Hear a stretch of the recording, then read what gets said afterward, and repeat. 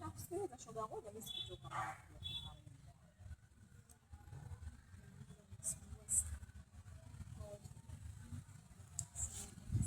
Haisi.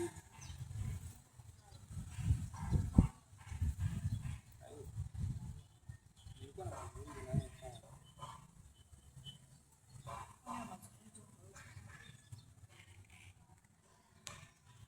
Nilikuwa ni rafiki yake na sio kila kitu ajue.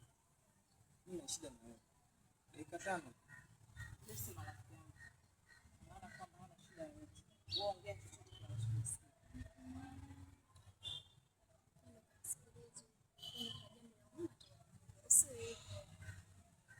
Dakika 5. Mambo ni Sina jambo lolote la muhimu. Sasa ila nikwambie tu. Wewe mwenye shida kama ulikuwa unashindwa kusogea hapa tukazungumza. Nikikufuata mimi uongee vitu vya maana. Dakika 5.